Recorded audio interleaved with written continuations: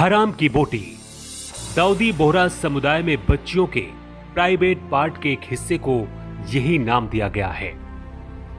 ये बच्चियां बड़ी होकर भटके ना, इसलिए इस हिस्से को काट दिया जाता है। अपना दर्द बयां करते हुए एक महिला कहती है, उन्होंने मुझे जबरदस्ती जमीन पर लिटा दिया और फिर किसी भी हाल में उठने नहीं दिया। फिर एक महिला ने मेरे शरीर के इस हिस्से को काटकर फेंक दिया। मुझे नहीं पता उन्होंने ऐसा क्यों किया। यह मेरी जिंदगी का पहला सदमा था। जिन बुजुर्गों से मैं प्यार करती थी वे मेरे ऊपर सवार हो गई और टांगों को खोलकर मुझे लहूलुहान कर दिया और मैं कराहती रही। भारत समेत दुनिया के कई हिस्सों में मुसलमानों के सऊदी बोहरा समुदाय में बच्चियों का खतना किया जाता है। इस समुदाय के लोगों का ऐसा मानना है कि अगर खतना किया जाता है तो बड़ी होने पर पति के अलावा किसी दूसरे पुरुष से ये बच्चियां संबंध नहीं बनाएंगी।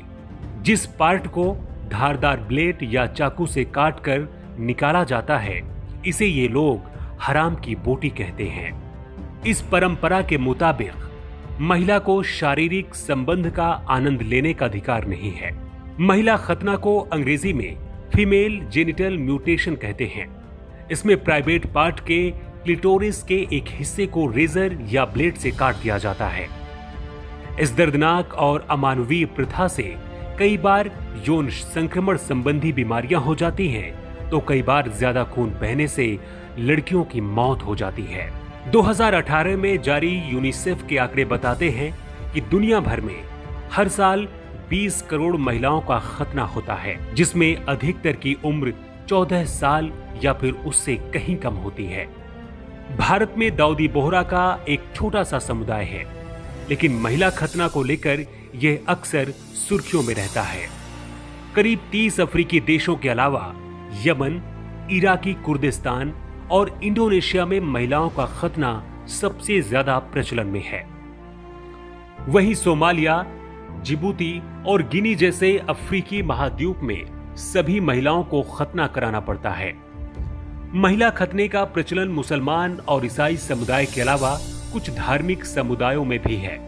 कुछ लोगों का मानना है कि धर्म के मुताबिक खतना जरूरी है, लेकिन सच्चाई ये है कि इसका जिक्र ना तो कुरान में है और ना ही बाइबल में। जिन महिलाओं का खतना किया जाता है उन्हें यह समाज पवित्र मानता है और इन महिलाओं का सम्मान होता है।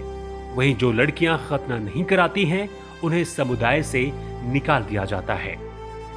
2018 में एक याचिका पर सुनवाई करते हुए भारत में सुप्रीम कोर्ट ने इस पर बैन लगाने को कहा था, जिसका समर्थन सरकार ने भी किया था।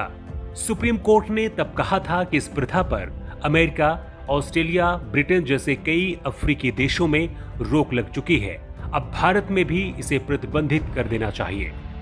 हालांकि भारत में अभी तक इसे रोकने के लिए कोई ठोस कदम नहीं उठाया गया है।